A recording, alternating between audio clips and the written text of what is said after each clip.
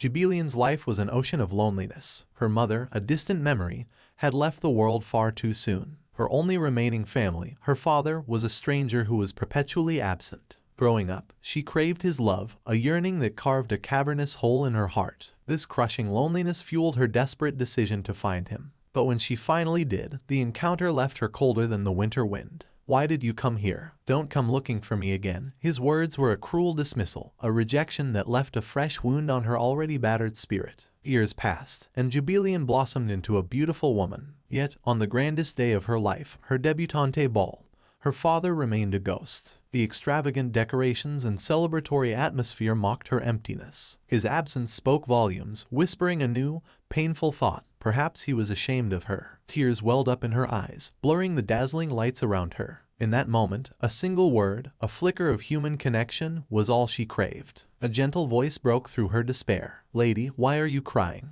A handsome stranger, unaware of the emotional storm raging within her, offered kindness. To Jubilian, starved for affection, his concern was a beacon in the darkness. She clung to him, showering him with love, desperate to fill the void in her heart, to hold on to something real, something that wouldn't disappear like smoke. But reality, as it often does, shattered her fragile hope. "I will give you anything you want, so just love me," she pleaded, baring her soul. His response was a punch to the gut. "I don't want your love because I love the royal princess," he said, leaving her behind, the weight of rejection echoing the pain of her father's absence. Grief morphed into a burning rage when the princess fell into a coma after a poisoned banquet. Accusatory fingers pointed at Jubilian. "I didn't do it," she cried, her voice lost in the rising tide of suspicion. Jubilian cried out, "Father, it wasn't me." But her father, filled with rage, snatched her hand and dragged her towards the court. Chaos erupted. "The princess has fainted." "Poison, Mikhail," the princess's lover roared, his eyes fixated on Jubilian. "You, no, Jubilian. Did you try to kill the princess too?" Jubilian, overwhelmed with stress, stammered, "No, it wasn't me. Please believe me, Mikhail. I just..." Tears welled up in her eyes. "The princess said she was thirsty, so..." Mikhail wouldn't listen. "That's enough. Is this your revenge because I loved the princess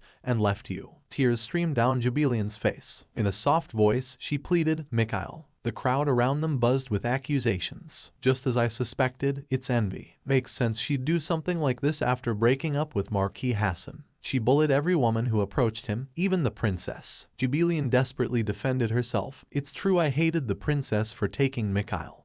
But I swear I never wanted her to die, father." Suddenly, the king boomed, "Enough. Throw that wicked woman into the prison immediately." Jubilian's heart pounded. Turning to her father, she pleaded, "Father, you will believe me, right?" But her father offered no comfort. He addressed the king, "Your Majesty, I will take her myself." "Why should I trust you?" the king questioned. "Do you plan to interfere with her imprisonment?" "You can trust me if I take her to the Shadow Room," her father assured him. The Shadow Room, a place devoid of magic and weapons, a one-way prison for those accused of the highest treason. Jubilian's mind reeled. "He's giving up on me." "To the Shadow Room? How could you do this to me, father?" Her father coldly ordered, "Enter the Shadow Room." Before she could even protest, Jubilian was shoved into the darkness. "I'm used to it anyway," she whispered, a wave of bitter memories washing over her. Memories of a childhood devoid of love, of reaching out to a distant father who only pushed her away. "Why have you come here?" Her father's voice echoed from the past, tinged with anger. "Because I wanted to see you," the young Jubilian had replied, her voice filled with longing.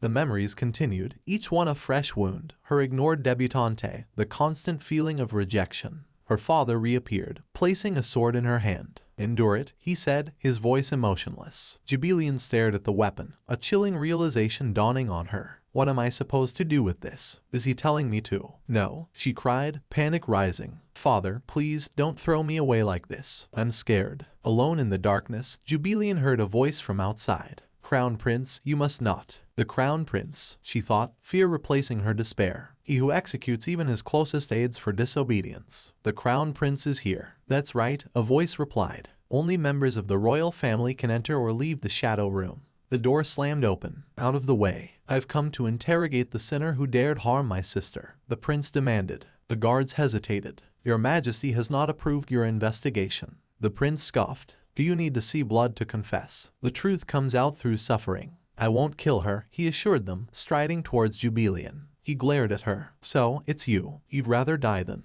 Before he could finish, Jubilian, overwhelmed and heartbroken, drew the sword and plunged it into her own chest. "Stop," the prince roared. But it was too late. Abandoned by everyone, she only craved love, he muttered solemnly. And with that, the woman's life ended. The story abruptly stopped updating. Jubilian sipped her tea, a thoughtful expression on her face. "Ah, it would have been nice if I knew the ending," she remarked, glancing at Mikhail. "Jubilian," he questioned, "what did you call me here for?" "Mikhail," she said, her voice cool, "you're 3 hours late for our meeting." Mikhail frowned. "Did you call me here to criticize me?" "How absurd." Mikhail scoffed. "Do you think I'd believe such nonsense?" Marquis Mikhail Albert Hessen, the man I loved and the protagonist of this novel, seemed genuinely offended. Jubilian, however, knew his reaction stemmed from her transmigration. She wasn't always Jubilian, just an ordinary woman seeking a job. On her way, a car accident tragically ripped her former life away. Now, reborn as the villainess of this very novel, Jubilian carried the memories of her past life. 2 years into their relationship, a stark realization hit her. Reflecting on the past 4 days, Jubilian recognized her own obsessive behavior. Flashbacks flooded her mind, chasing away anyone who dared approach Mikhail. Her entitlement fueled by her status as a duke's daughter. Back then, lonely and unloved by her father, she clung desperately to Mikhail's fleeting attention. Her love was a desperate attempt to fill the void in her heart. Determined to escape her death flag, Jubilian confronted Mikhail. "This truth is all I can offer. I can't be with you anymore. It's over." It didn't matter if he believed her. Breaking up was the first step towards self-preservation.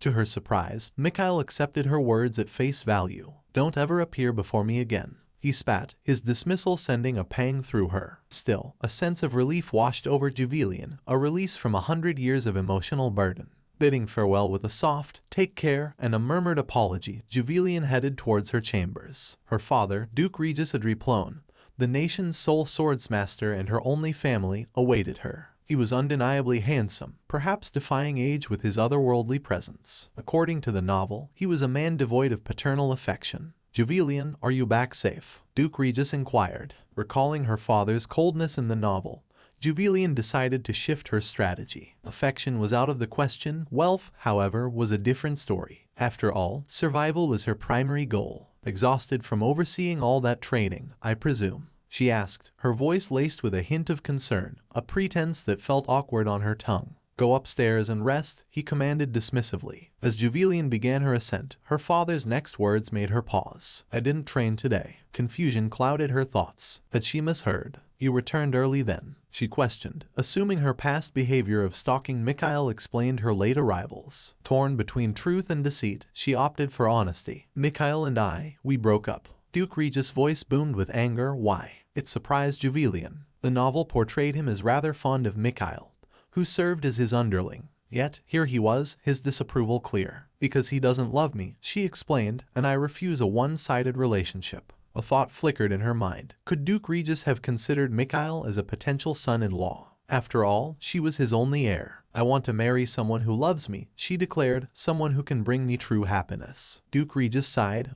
Jubilian interpreted it as boredom with his pathetic daughter. To have such a heart devoid of love for your own child, she thought bitterly. Desperate to secure her safety, she pleaded, "I promise to live quietly, no more causing trouble. Just," her voice trailed off, "leave me alone." Meanwhile, Marilyn, the maid privy to Jubilian's relationship with Mikhail, worried about her mistress. Jubilian's emotional outbursts were infamous, often ending in destruction. But today, a heavy silence hung in the air. With a mix of trepidation and curiosity, Marilyn announced, "Your bath is ready, my lady." Surprised by the glistening tears in Jubilian's eyes, Marilyn queried, "Are you all right?" Jubilian, feigning a yawn, blamed the tears on a simple reaction. "Just tired," she lied, opting to postpone the bath. Sensing she'd overstepped boundaries, Marilyn apologized and retreated. Jubilian, however, was left with a realization. Treating her maids with disrespect wouldn't benefit her. Unbeknownst to her, Marilyn remained outside, convinced of Jubilian's heartbreak. She couldn't even hide her tears, Marilyn murmured, her voice heavy with sympathy. Just then, Duke Regis emerged, catching the tail end of her words. "The child cried," he demanded, his tone sharp. "Tell me everything you saw." Sunlight streamed through the window, painting Jubilian's room in a warm glow. It felt like a good day. Marilyn entered with a gentle smile. "Good morning, my lady. The Duke requests your presence for breakfast downstairs." Jubilian raised an eyebrow. Breakfast with her father? Unheard of. A knot formed in her stomach. He doesn't exactly have a habit of sharing meals, she muttered, fearing indigestion. As she entered the dining room, her father surprised her again.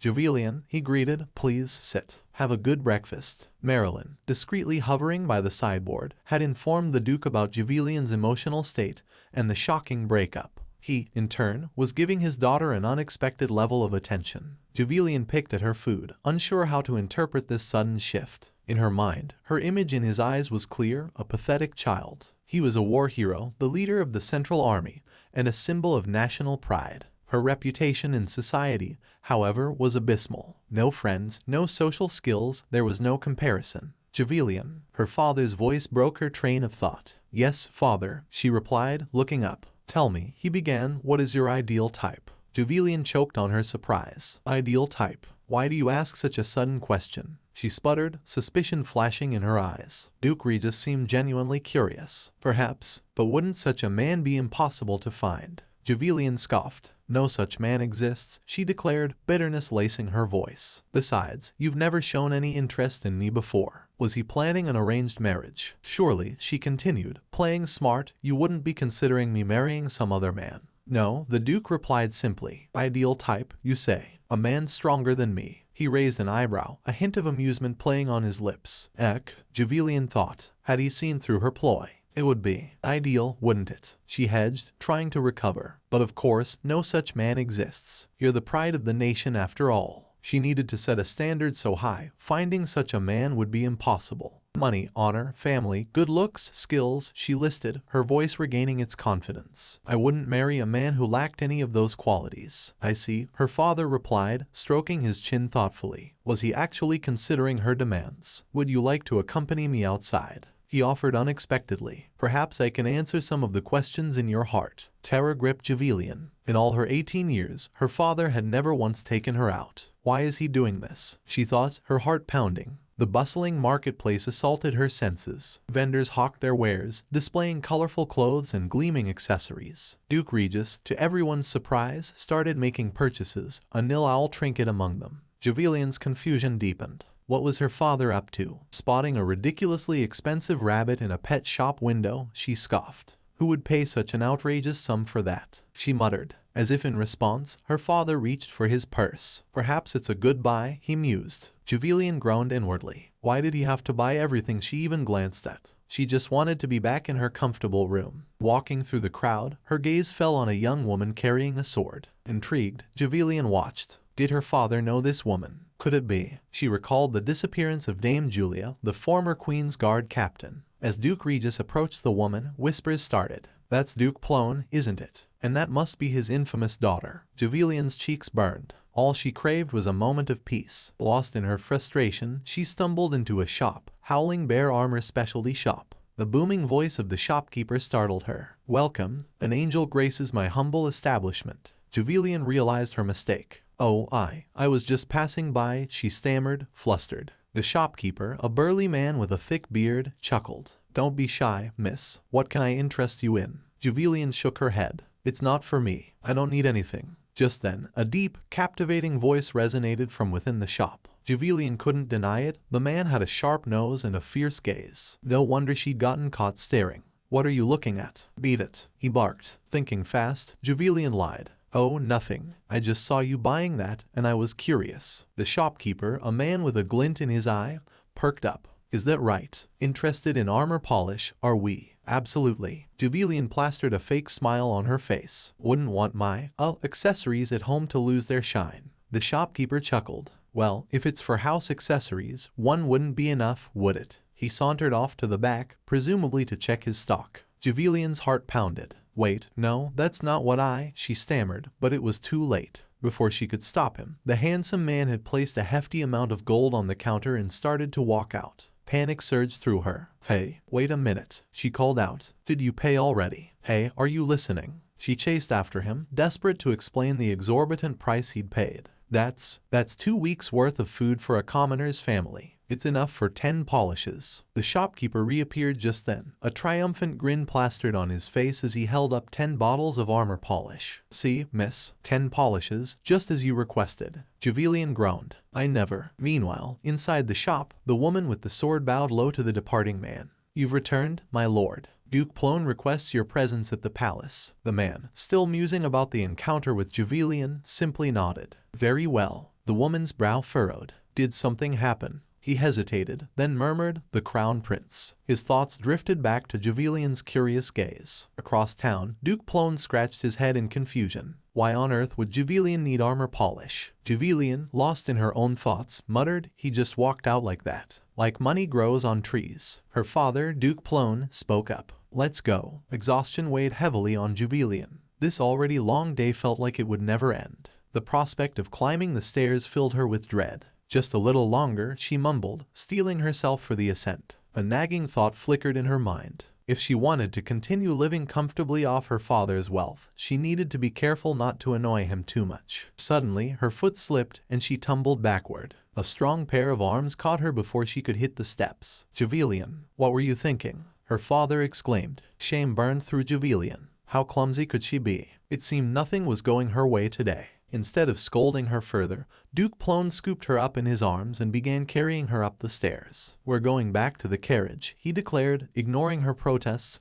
that she could walk. The sight of their Duke carrying his grown daughter drew surprised gasps from the onlookers. Javelian blushed, baffled by her father's unexpected behavior. Why the sudden change since earlier at the shop? Please, father, let me down, she pleaded. Let's just head home. But Duke Plone held her firm. Be quiet, Javelian. Frustrated and confused, Javelian could only stew in her thoughts. What was going on with him? He'd mentioned something about finding her a suitable. What? The words floated past her ears, drowned out by the growing darkness at the edges of her vision. Before she could process it further, the world went black. Her father's terrified yell echoed in the distance. No, not again, Javelian. Duke escorted Javelian to the estate and sat beside her. Please, you can't. Without you, I will. Juve. How strange, Javelian thought in her sleep. There's no way you could be calling for me. Why do you look like you are about to cry? After 3 days of sleeping, finally, Javelian woke up and felt a headache. She mentioned it felt like a terrible dream. Are you okay, my lady? Asked the doctor. You weren't waking up. We were so worried. The people around me were so concerned. Alan introduced. He is our family doctor, and he is very talented, even if he looks like that. Javelian remembered that she fainted. She asked, how long have I been sleeping for? 3 days, my lady, replied the maid. Javelian was in complete shock to hear 3 days. All the maids at the estate came running. Are you okay, my lady? Javelian looked at the flowers around her room and asked the maid, what is all of this? Marilyn replied, ah, those are the flowers from the noble ladies who were wishing for your recovery. Javelian did not believe her eyes. She had no friends. Father entered the room and saw that Javelian was awake now. He asked her to take more rest and left as early as possible, which made Javelian annoyed. She thought again not to expect anything and that her father was a heartless man who turned a blind eye towards his sick daughter. It wouldn't look good to the people who looked up to him. He just wanted to take a look at Javelian's face. The next morning, Javelian realized that when she was sick, the flowers and the letters were all sent because of her father's reputation. There was no one who cared about her. And as expected, Javelian couldn't even take care of herself and her body without her father's money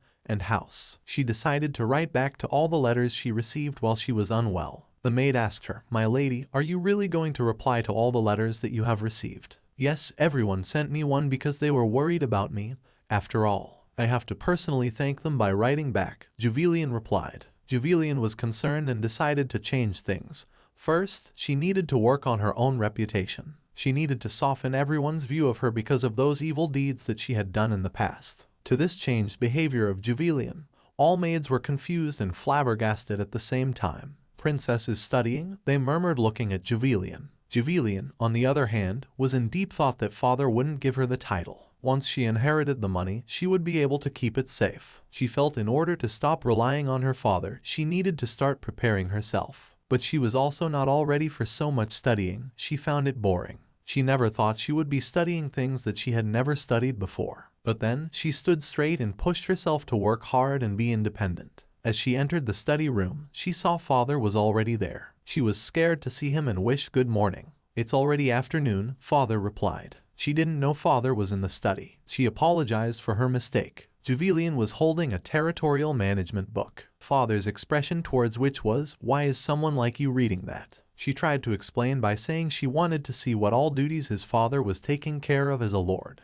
Father asked Juvelian, why are you curious about that? Juvelian, in her head, thought he thinks I am greedy and want to run the estate by my own, but replied, it's just out of pure curiosity. I don't mean much. Read it, commanded Father. Here, Juvelian remembered the doctor's advice to not stress and be relaxed. She was trying hard but was unable to relax and stressing a lot. She thought it was hard to please her father, and if this continued, she would faint again. Father questioned, do you know what the 3 elements are? Juvelian answered, building a land in order, which is the foundation of a lord, to protect the Lord, and to produce for the Lord. Father was happy and said, you know it well. Because I read it, replied Juvelian. Then, do you know this? And it went on for an hour. Juvelian, in her head, was thinking, when will this end? A guard entered the room. There's some guests waiting for you, Majesty. Duke asked Juvelian to continue reading and gave her a new book. Juvelian already had 3 books to be read and one more felt heavy. While on the table, she found a pendant and decided to go to his room and hand it over to him and found his father fighting.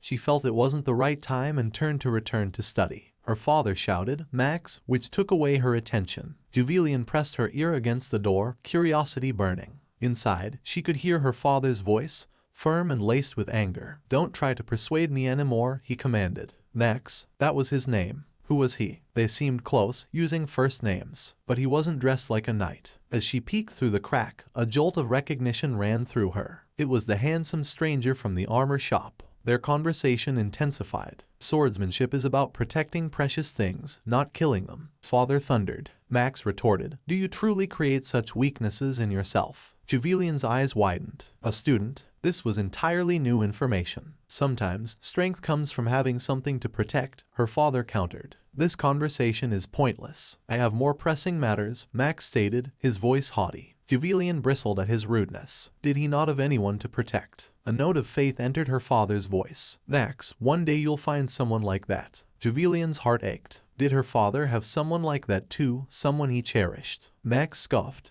Even after you abandoned your own daughter to die. His voice dipped, his playful facade slipping. He'd noticed her. Don't worry, I just found a rat hiding. Fear surged through Juvelian. What was going on? Before her father could react, she bolted. Her heart hammered in her chest as she raced down the hallway. Max, her father called after her, his voice edged with concern. You knew that was my daughter and still called her that. Max's voice was strained. It was dark. You only ever soften up for one person. A flashback washed over Max. 10 years ago, a gruff but skilled swordsman named stood before him. The Empress Dowager, on her deathbed, had requested Max be trained to ensure his survival. After her passing, rumors and gossip swirled around him. Father, who understood the sting of such treatment, had taken Max under his wing. But Max couldn't understand why the stern man relaxed only when his daughter, Juvelian, was around.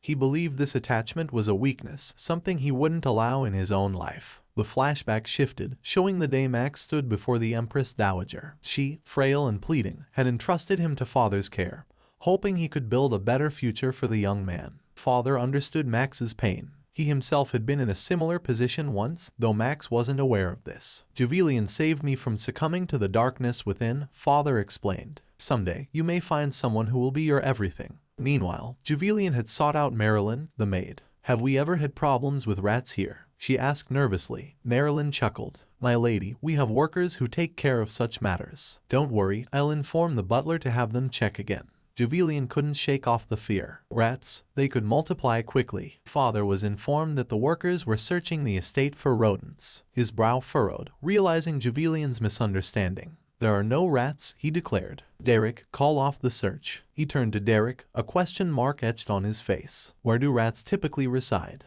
Derek blinked, confused. With a sigh, Father moved on to other matters. How's the list for Juvelian progressing? Almost finished, sir, Derek replied. We're looking for families with good looks, wealth, and social standing. It should be completed today. He added, there's also a letter from Mikhail. Father's face darkened at the mention of the name. What is that bastard saying in his letters these days? Is he still insisting on a response? The content of his letters is regarding my actions as some sort of a ploy to attract his attention, says Derek. After listening to Derek, Father commands, make sure Juval doesn't get a single letter from him. Accepted the command. I will inform the other servants, he replies. Though, I'm leaving this in your hands, says Father. As soon as you see one, burn it. A servant informs Juvelian, I heard that they caught a mouse. Juvelian replies, really? Yes, my lady, but that was the only one that got caught in a trap. Seeing that there was no other mouse, servant relieved Juvelian. It seems that one mouse got into the house by accident. After hearing this, Juvelian feels relieved and confident to go inside the house with ease. She was planning to refresh the garden because of a mouse. While my lady is sipping the tea,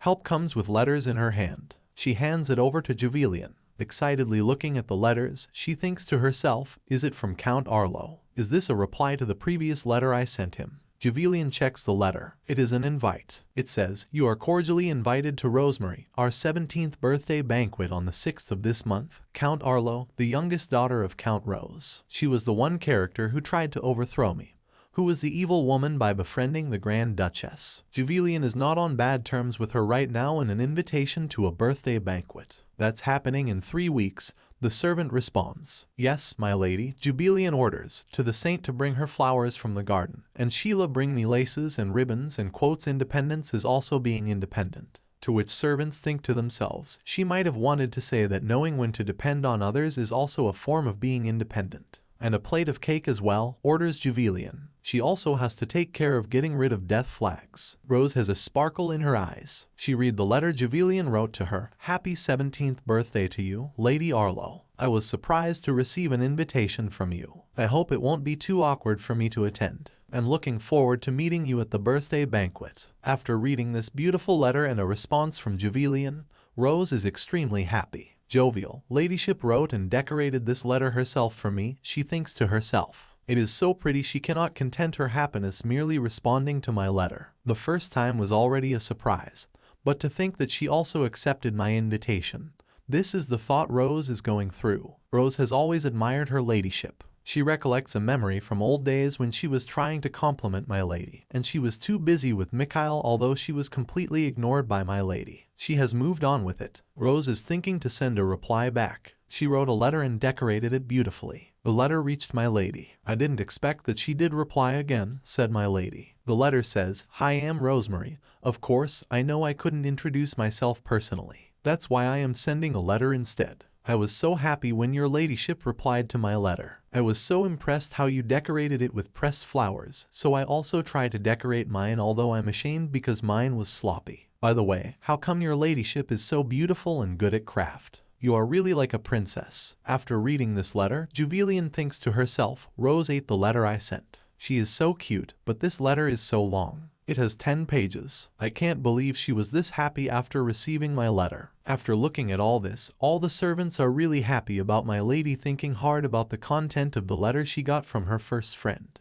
They emotionally think seeing that Rose has expressed such clear intentions. It's obvious that she is expecting something in return from me. At around that time in the social circle, all the ladies are talking about Lady Flo sent letters. They are talking about how she has finally matured, but some also deny there is no way that lady has changed. Some are in support, but that lady who we all know was snobbish, didn't ignore my invitation and accepted it. After hearing this from Rose, oh my, what made her accept? She usually wouldn't attend a banquet unless it was a royal one. You Count Orlu's daughter isn't even an exceptional person. What kind of tea dream are you having? They try to convince Rose that my lady sending a decorated letter is normal as it's a trend now. Nothing special about it. Mikhail overhears all their conversation and thinks that my lady is going to Count Arlo's daughter, and immediately informs his servants to notify Count Arlo that he is going to attend the birthday banquet. He checks if there are any letters for him that have arrived this morning. There was none, replies the servant. Are you expecting a letter by any chance? Questions Mikhail. No, get out, responds Mikhail. Mikhail is extremely mad about this. You think Juvelian is ignoring his letters, he thinks. She wants his attention that much and plans to make her feel regret about her action. Since Lady Arlo has high expectations for her birthday,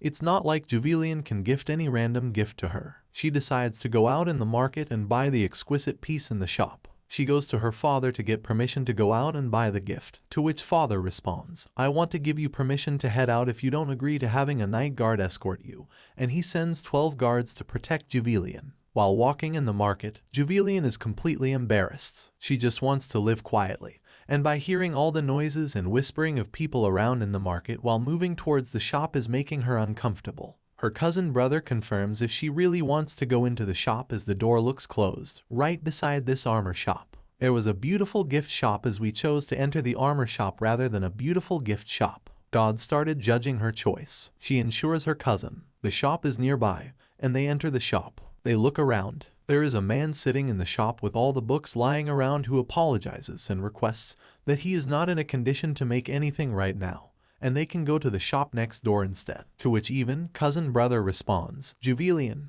he is requesting us to go to the shop next door, let's go there. But Juvelian is not ready to go to another shop. She offers the shopkeeper extra commission. The shopkeeper is still in. But why to someone like me, he questions. Because only you can make that object that I want, replies the shopkeeper. Response, sadly, please leave, as you can see, I'm not in a condition to create anything right now.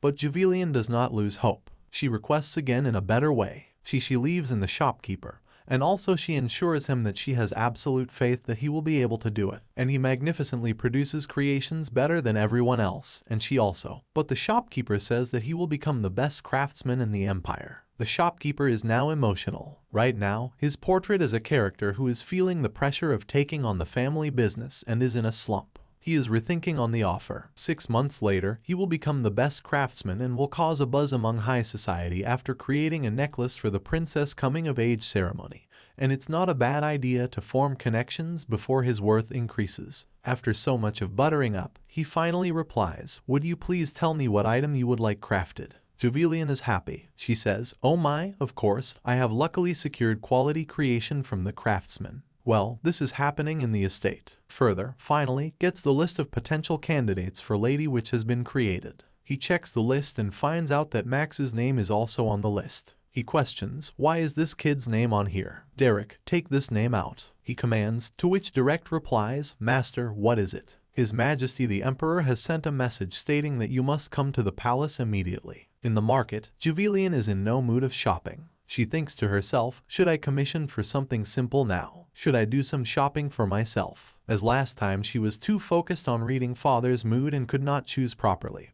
And then she quickly realizes that this time she is the one being focused on. She looks at a beautiful pair of cufflinks and appreciates the beauty of the piece. It's so neat and pretty. This looks like it would suit father, and quickly decides to buy it as a present and return the pendant at the same time. She knows that she was a little perturbed about keeping the pendant for so long.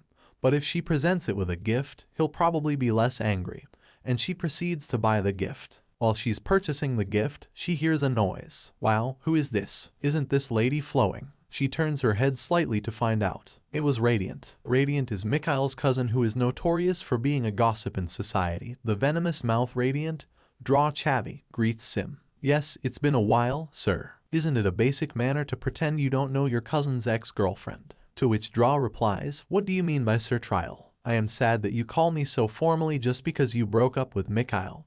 Please call me comfortably as Radiant. My lady who is beautiful like a daffodil, and he bows down to kiss the princess's hand. But my lady knows he's someone who loves gossip, he's painting her on purpose. She quickly decides to leave and explains, I want to talk more, but I have plans so I must leave. Radiant curiously, what plans are they for you to leave as if you're running away? The lady says goodbye and leaves towards the door. He notices that the lady is buying cuff buttons and thinks in his mind, it's only been a while since she has broken up with Mikhail. And buttons for men? He quickly thinks that it is for a different man without knowing the backstory. What would Mikhail do if he learned of this? Father arrives at the imperial palace of the Asset Empire. Did you call for me, your majesty? He bows down to the king. Duke Flo, what is this about a mouse bastard entering the imperial palace? If it keeps going on like this, I'll be so anxious I won't be able to sleep. I want you, who I trust the most, to get rid of all the mice. He orders. I'll do as you wish, and father thinks to himself, he's telling me to find the mastermind behind the assassination and kill them. The king also mentions that the mouse that was caught committed suicide without leaving any evidence behind. He's sure that Duke will lead the pace and investigation from the inside. Do you understand? And proceeds with agreeing and following instructions. He says I'll stay in the palace for a few days. The king is now feeling relieved as he was right about choosing as the lead for this operation. While heading back home, it seems knights are not happy with the decision. Are you really thinking to follow through? But an auto like that. If the assassin did not leave any clues, we will have to investigate for a long time. There is no need for the Duke, the hero of the nation, to do such a thing, they said, to which father replied, this is the palace. Be careful with your emotional words. There is no need for you guys to be subjected to doubt as well. Do you know what he is doing? And doesn't want to go with the forward discussion on the same thing. Meanwhile, Max is hiding in the trees and listening to this conversation and could not believe that he is leaving the bastard. He can overthrow whenever he wants alone. Max is disappointed by the teacher and thinks how long he is going to be controlled by weaknesses, which is held by the emperor. A soldier reports, "I have come to report that I have safely completed the escort mission." "How is Javelian?" Father questions. "She went shopping for Lady Rose. She was very happy about the birthday invitation." Father was happy to hear that, while Mark on the other hand, who was watching all over, was thinking, why is it simply because they are family just for that? Nay reason she is precious to him. Mark thought that King is the same kind of person as he is, a person who is able to cut down anything that stands in their path. But whenever he thought of that, he became weak and showed an opening noticeable to the point. The emperor who treated his children like items so that she was his weakness and leash, and he recollects Duke's word. Sometimes a person will become stronger to protect that weakness. He thinks it's all bullshit. Max decides to check it out himself. The thing that made so weak. Cousin of Mikhail reached Mikhail's estate to greet him and obviously gossip about the breakup. "It has been a while, Mikhail, my legs hurt. Why don't you sit here too?" Mikhail looks at him and asks, "Do you want something from me?" "Of course I do. I brought good news, yet you do not even bother to offer me a tea," cousin replies. Mikhail is already annoyed and just asks him to tell what he wants. "You're really cold. That's probably why Lady Flo left you and found another man." Catches Mikhail's attention. What kind of bullshit is that? The cousin and his plan of misleading the information and creating a scene with Mikhail continued with the talks. "What do you mean bullshit? You just hurt my feelings. I saw her with my very own eyes, buying cuff buttons for gifts." He started putting nonsense thoughts in Mikhail's head. "It's a gift given only between those who are very close and symbolize your mind between lovers. Isn't this good news for you?" "You were worried that she might be lying about breaking up." Mikhail replies, "Get lost. If you're done talking, get lost now." Cousin leaves. "If your mood has worsened because of me, apologize." "I apologize. I don't understand what your bad mood has to do with me though." Mikhail is in shock right now. She has another man. He started to remember all the beautiful times he spent with my lady. Mikhail thinks that my lady's love was just acting, and she was never interested in him yet. "You have found another man already." Islam's his hand to glass, looking at which servants start to ask, "Master, are you okay?" Mikhail replies, "I will certainly make you pay for deceiving me." Javelian in her room, sitting at the window, is waiting for her father to come back. A servant informs Javelian the master has training, so he said he will not be able to return for a few days, which wanted to get rid of the tenant and competent quickly. She couldn't wait any longer by looking at her being impatient about us servant. Think, my lady, she must be sad because the master isn't returning. It's midnight now. She has fallen asleep as she is sleeping. Somebody walks in the room. Javelian slept soundly in her chambers. Suddenly, Max, disguised as Max, slipped past the guards and entered her room. He studied her sleeping form, a frown creasing his brow. She looks so fragile, he thought. Who knows how much longer she has left? A disquieting thought wormed its way into his mind. Why am I so concerned? Why does she matter so much? He felt an unsettling urge to protect her, a bird trapped in a delicate cage. Javelian stirred, blinking sleepily at the shadowy figure looming over her. "Who are you?" she mumbled, her voice thick with drowsiness. "Is this the wrong room? You're trespassing in Duke Florence's residence." Max, surprised by her lack of fear, replied, "Jewel, it's me, Max. You shouldn't go through with your plan. You'll regret it. You still have a year left." Javelian's drowsiness vanished. She fumbled for a candle, lighting it with a determined flick of the wrist. The sudden flame startled Max. How can she be so fearless yet so vulnerable? He wondered, a pang of something akin to admiration slicing through his confusion.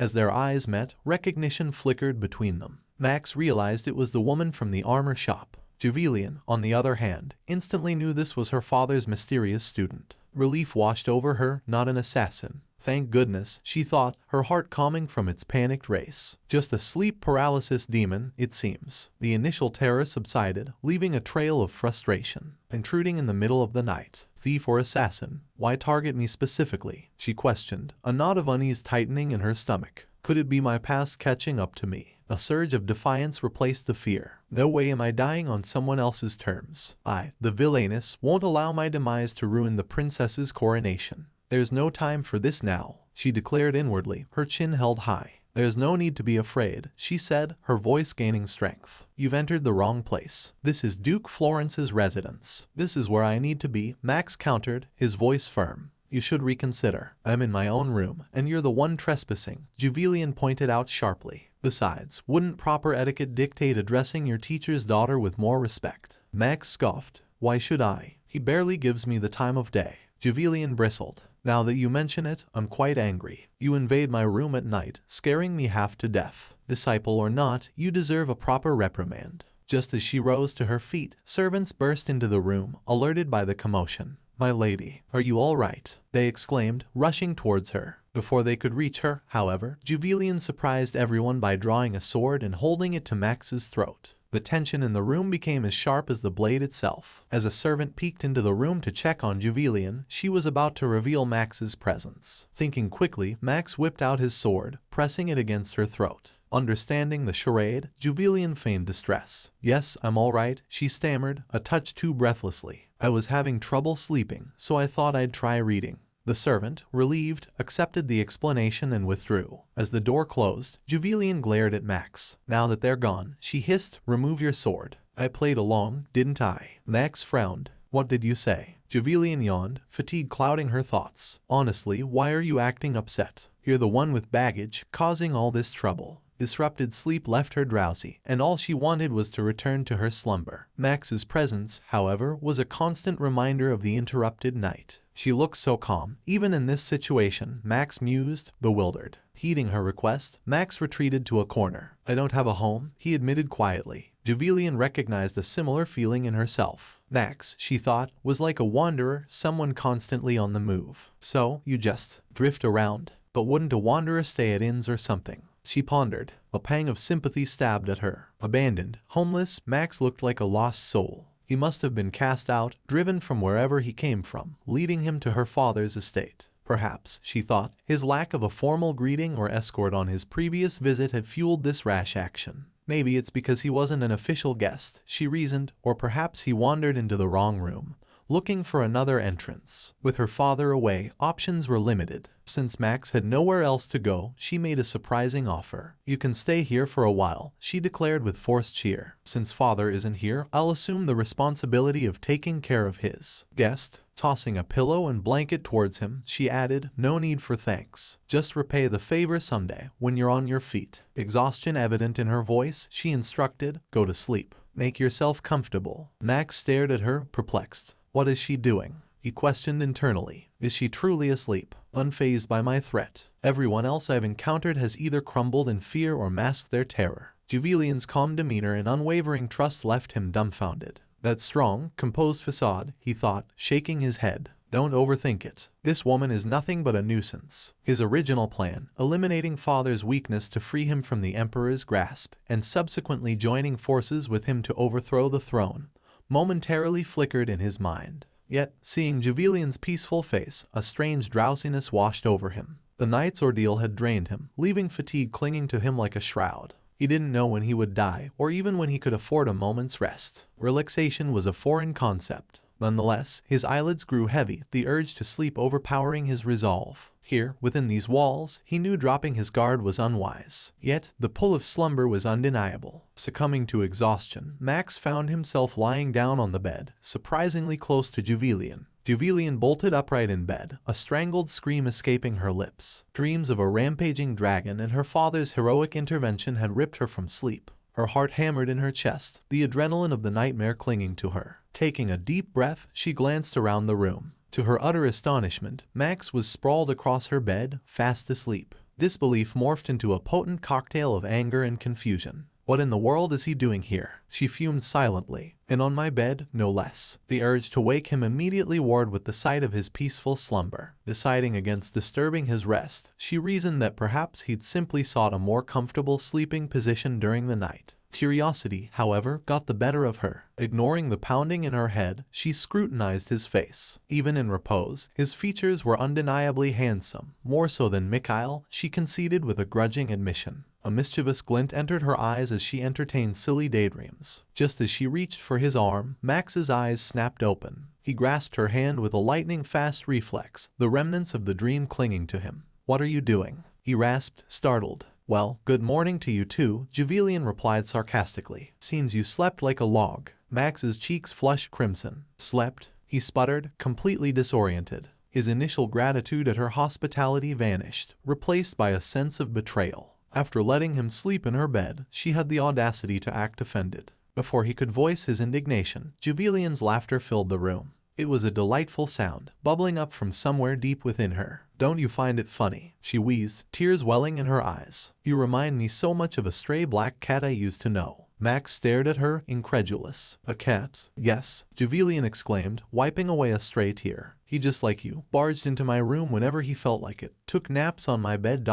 even had a similar prickly personality. But I loved him, you see," she finished with a wink. Despite herself, a smile tugged at the corner of Max's lips. This impulsive, infuriating woman was starting to grow on him. Just as the tension began to ease, a voice called out from outside the door. "My lady, are you awake?" Jubilian's laughter died instantly. Panic seized her. Explaining Max's presence would lead to a cascade of complications. "Quick," she hissed, grabbing Max's arm. "Hide and be quiet. We don't want any misunderstandings, do we?" Max frowned. "Misunderstandings?" he questioned, his voice barely a whisper. "Why do you keep comparing me to a cat? Are you implying?" Before he could finish his thought, Jubilian clapped a hand over his mouth to stifle his rising voice. "Are you trying to get us caught?" she hissed desperately. The approaching footsteps of the maid outside confirmed her worst fears. The doorknob rattled as the maid attempted to enter. Finding it locked, she called out, "My lady, is everything all right? You never lock the door, Chavin." Jubilian, still muffling Max's mouth, hissed, "See, misunderstandings. If you're going to stay, cooperate." Max, resigned, remained silent. With a sigh of relief, Jubilian released him. "It would have been easier if you behaved from the start," she muttered, running a hand through her hair in frustration. Max bristled. "How dare you touch my hair?" he spat, his voice muffled. "Fine, get in the closet then," Jubilian retorted, shoving him towards a small wardrobe.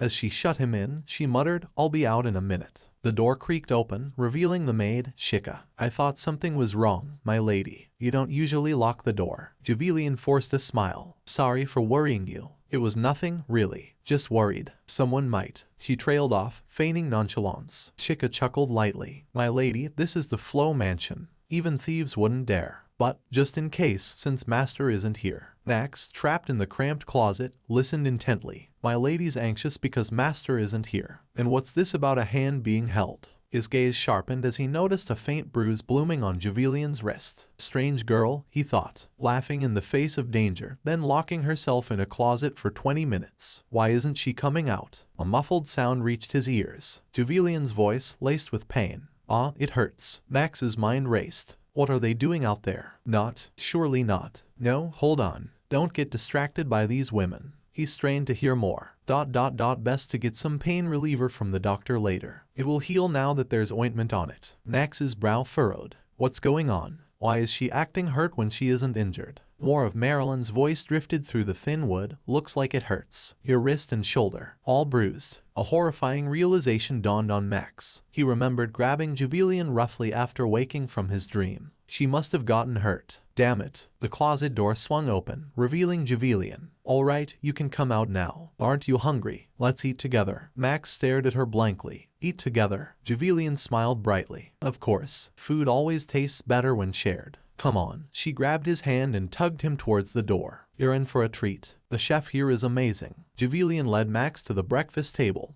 her hand firmly gripping his. He scanned the spread with growing dread. Cucumber sandwiches, his culinary nemesis. They seemed to leer back at him, whispering, "Just try one bite." Jubilian, oblivious to his internal struggle, frowned at his lack of enthusiasm. "Why aren't you eating?" "I'll start then," she declared, reaching for a sandwich. Max winced. "Do I have to subject myself to this torment? My entire mission was to eliminate my teacher's weakness and escape. But here I am." He steeled himself and took a reluctant bite. "Delicious, isn't it?" Jubilian beamed, her eyes sparkling with excitement. Max choked back a groan. "What am I even doing here?" he thought desperately. Overcome with relief, Jubilian chirped, "Thank goodness. I wasn't sure if you'd like them." "The cucumbers seem acceptable," Max managed through gritted teeth. Meanwhile, a world away in the Ashid Empire, whispers swirled through the palace corridors. Rumors of Duke Floyd serving as the Emperor's personal guard reached the ears of Chancellor Duke Elios. "An audience with your majesty," Elios announced, entering the throne room.